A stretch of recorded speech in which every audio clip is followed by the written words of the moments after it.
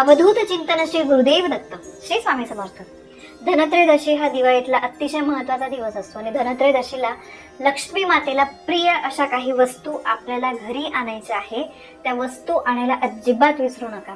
अगदी सोप्या साध्या वस्तू, सहज मिळण्यासारख्या वस्तू आहे, पण या लक्ष्मी मातेला खूप प्रिय आहे आणि त्या जर आपण अशा शुभ दिवशी आपल्या घरी आणल्या तर त्याचा आपल्याला खूप लाभ होतो. लक्ष्मी माता त्यामुळे प्रसन्न होते आणि आपल्याला भरभरून आशीर्वाद देते आणि मग आपलं पण सगळं मनासारखं होण्यासाठी मदत होते. आपल्या मनातल्या सगळ्या इच्छा पूर्ण होतात. हे बघा, धनत्रयोदशीला आपण धन्वंतरी देवतांची पूजा करत असतो आणि या दिवशी संध्याकाळी यमदीपदान सुद्धा करतो. तसंच धनत्रयोदशीला बरेचसे लोक बरीचशी खरेदी करत असतात. काही वस्तू ज्या आहेत त्या खरेदी करत असतात आणि महत्त्वाचं म्हणजे धनत्रयोदशीच्या दिवशी काही वस्तू ज्या आहे त्या आणल्याच पाहिजे. त्यांना खूप महत्त्व आहे. आधी वगैरे नाही, पण त्याच दिवशी जर तुम्ही आणल्या ना तर त्याला जास्त महत्त्व आहे. आणि मी तुम्हाला काही वस्तू सांगते, तर त्यातल्या ज्या असतील त्या तुम्ही आणू नका, ज्या नसतील त्या तुम्ही आणू शकतात. आणि सगळ्यांनी म्हणते मी, पण तुम्हाला जेवढ्या जमतील तेवढ्या वस्तू नक्की घ्या, कारण या वस्तूंना खरंच खूप महत्त्व आहे. मी तुम्हाला सांगते, तुम्हाला पटली माहिती तर नक्की तुम्ही आणाल अशी मी अपेक्षा करते आणि सहज घेता येतील अगदी अशा या गोष्टी आहे. हे बघा, आपल्या घरामध्ये सतत येणारं आजारपण, त्यानंतर भांडणं, कलह, वादावाद, त्यानंतर नोकरीचे काही प्रॉब्लेम, बिझनेसमध्ये काही प्रॉब्लेम असतात, तर अशा प्रकारच्या ज्या अडचणी असतात तर त्यामध्ये बघा खूप पैसा जो आहे तो खर्च होतो आणि पैसा येतो पण टिकत नाही. वायफळ गोष्टींमध्ये पैसा खर्च होतो. तर अशा समस्या ज्या आहेत त्या घालवण्यासाठी आपल्याला धनत्रयोदशीच्या दिवशी या वस्तू आणायच्या आहे की जेणेकरून माता लक्ष्मी जी आहे ती आपल्याला भरभरून आशीर्वाद देईल. यासोबतच आपल्याला दीर्घायुष्य मिळावं आणि उत्तम आरोग्य टिकून राहण्यासाठी आपल्या घरातल्यांसाठी आणि आपल्यासाठी आपल्याला धन्वंतरी देवतेची या दिवशी पूजा करायची असते, सेवा करायची असते. आणि धन्वंतरी देवता हे आरोग्याचे देवता आहे. मी तुमच्यासोबत व्हिडिओ शेअर केलेला आहे की धनत्रयोदशीला आपल्याला पूजा मांडणी कशी करायची आहे, काय काय गोष्टी आपल्याला त्यामध्ये ठेवायचं आहे. आणि दुसरी गोष्ट म्हणजे बघा, आपलं शरीर जे आहे ना ते सगळ्यात मोठं धन आहे. कारण शरीराने आपल्याला साथ दिली तरच आपण बाहेर जाऊन धन, पैसा जे आहे, प्रॉपर्ट्या ज्या आहे ते कमवू शकतो. म्हणून आपलं आरोग्य उत्तम राहणं, आरोग्य जपणं हे सुद्धा तितकंच महत्त्वाचं आहे.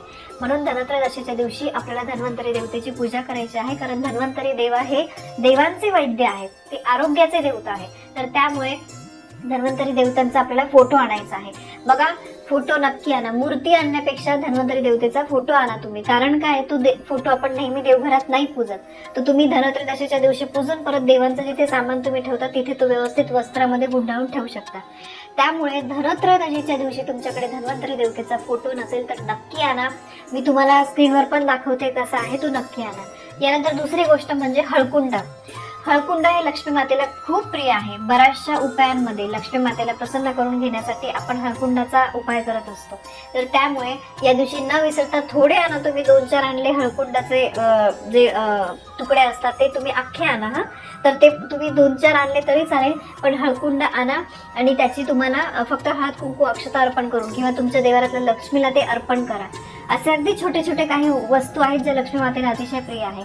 आणि त्यानंतर दुसरी गोष्ट म्हणजे चांदीचा शिक्का, ज्यावर बघा लक्ष्मी माता असते, त्यावर हत्ती असतात आणि लक्ष्मी मातेची तुम्ही मूर्ती घेऊ शकतात. तुमच्या देवघरामध्ये लक्ष्मी मातेची मूर्ती नसेल तर नक्की घ्या. पितळाची घ्या, चांदीची घ्या, नाही काही फोटो घ्या, हरकत नाही. पण कमळामध्ये बसलेली जी लक्ष्मी माता असते ती अतिशय प्रभावी असते. किंवा विष्णूंचे पाय चेपताना सुद्धा लक्ष्मी मातेचा एक फोटो असतो, तर ती सुद्धा तुम्ही घेऊ शकतात. पण ह्या लक्ष्मी मातेचा फोटो किंवा मूर्ती देवघरात असलीच पाहिजे. ती नसेल तर तुम्ही धनत्रयोदशीच्या दिवशी आणा आणि स्थापित करा. आणि दुसरी गोष्ट म्हणजे पावलं, लक्ष्मी मातेची पावलं. आता बघा, मी तुम्हाला सांगितलं होतं की मी तुम्हाला माझ्या घराच्या उंबरठ्यावर पण आहे. बऱ्याच लोकांनी मला विचारलेलं होतं की ताई तुम्ही पावलं कुठून घेतले, तर ते चांदीचे आहे. चांदीच्या दुकानामध्ये मिळतात पावलं. अगदी छोट्या साईज पासून पण मिळतात, 400-500 पासून पण मिळतात. प्लास्टिकचे वगैरे लावण्यापेक्षा एक तर तुम्ही चांदीचे लावा किंवा तांब्याचे पण मिळतात, ज्यावर काहीतरी खुणा असतात. म्हणजे कमळाचं फूल, कलश, स्वस्तिक, ओम, या प्रत्येक चिन्हाचं सुद्धा काहीतरी महत्त्व आहे.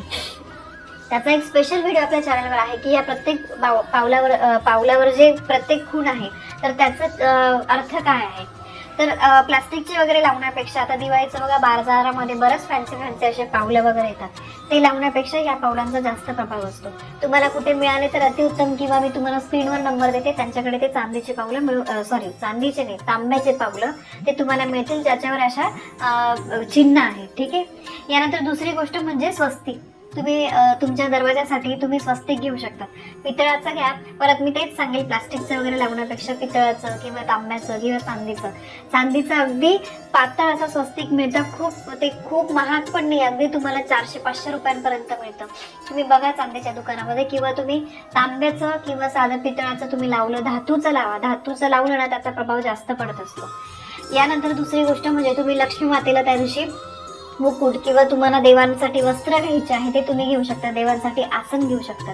या अशा छोट्या छोट्या गोष्टी तुम्हाला घ्यायच्या आहे. यानंतर आवळा हा विष्णूंना अतिशय प्रिय आहे आणि जिथे भगवान विष्णूंची सेवा केली जाते तिथे माता लक्ष्मी आपोआप प्रसन्न होतेच, कारण माता लक्ष्मीला भगवान विष्णू हे अतिशय प्रिय आहे. म्हणून भगवान विष्णूंना त्या दिवशी आपल्याला आवळा अर्पण करायचा आहे. यानंतर किचनमध्ये काहीतरी तुम्ही वस्तू घ्या. किचनमध्ये तुम्ही भले चमचा घेतला, पळी घेतली, हरकत नाही, पण किचनसाठी काहीतरी तुम्ही वस्तू घ्या. यानंतर देवांचे भांडे, समजा तुम्हाला तांब्याचा तांब्या घ्यायचा आहे, अभिषेक पात्र घ्यायचं आहे, तांबण घ्यायचं आहे, काहीही घ्यायचं आहे, देवांचे जे तांब्याचे भांडे असतात ते तुम्ही घेऊ शकता. तसंच या दिवशी बरेचसे लोक, कोणी घर घेतं, कोणी गाडी बुक करतं. या सगळ्या मोठ्या गोष्टी झाल्या, पण ज्या गोष्टी आपल्या हातात आहे त्या तर आपण घेऊ शकतो. आता या मी अगदी छोट्या छोट्या वस्तू सांगितल्या आहे, उपयोगी वस्तू आहे, फक्त अशा वायफळ काही न उपयोगाच्या वस्तू एक पण नाही आहेत. तर या वस्तू तुम्ही घ्या, सगळ्या उपयोगी आहेत. यानंतर या दिवशी तुम्हाला लक्ष्मी मातेला पिवळ्या कवड्या अर्पण करायच्या आहेत. 5 घ्या, 5 नाही 7 किंवा 11 पिवळ्या कवड्या ज्या आहेत त्या तुम्ही लक्ष्मी मातेसाठी घेऊ शकता. आणि दुसरी गोष्ट म्हणजे कमळगट्टाची माळ, ती जर तुमच्या देवघरामध्ये नसेल, बघा लक्ष्मी मातेला कमळाचे फूल हे खूप प्रिय आहे. तर कमळगट्टाच्या माळेमध्ये कमळाचे बी असतात, 108 बी. तर ती माळ आपण लक्ष्मी मातेजवळ ठेवल्यामुळे, फोटो असेल तर चरणाशी ठेवा, मूर्ती असेल मूर्तीभोवती असे तुम्ही गोल करून ठेवा, श्रीयंत्रावर तुम्ही ठेवू शकता. तर 108 कमळाचे फूल मारण्याचं पुण्य जे आहे ते आपल्याला मिळतं. आणि आपण जर लक्ष्मी मातेच्या प्रिय गोष्टी त्यांना अर्पण केल्या तर आपल्या आयुष्यामध्ये सगळं काही आपल्या मनासारखं होतं. यानंतर तुमच्या घरामध्ये श्रीयंत्र किंवा कुबर यंत्र नसेल तर त्याची स्थापना सुद्धा तुम्ही धनत्रयोदशीच्या दिवशी करू शकता. तुमच्या जवळपास कुठे मिळालं अतिउत्तम, किंवा मी तुम्हाला स्क्रीनवर नंबर देते त्यांच्याकडून सुद्धा तुम्ही घेऊ शकता. बघा हा दिवस खरंच खूप शुभ आहे. त्यामुळे या वस्तू ज्या आहेत ना, या शुभ गोष्टी जर आपण घरामध्ये अशा शुभ दिवशी स्थापित केल्या तर त्याचे जे फळ आहे ते आपल्याला मिळतं. मी सांगितल्या ज्या काही गोष्टी आहेत त्या देवाच्या गोष्टी आहेत, बऱ्याचशा आपल्या उपयोगाच्या गोष्टी आहेत. तर त्यामुळे या नक्की घ्या. आणि सगळ्यात महत्त्वाची गोष्ट म्हणजे धनत्रयोदशीच्या दिवशी आपल्याला धने आणायचे आहे.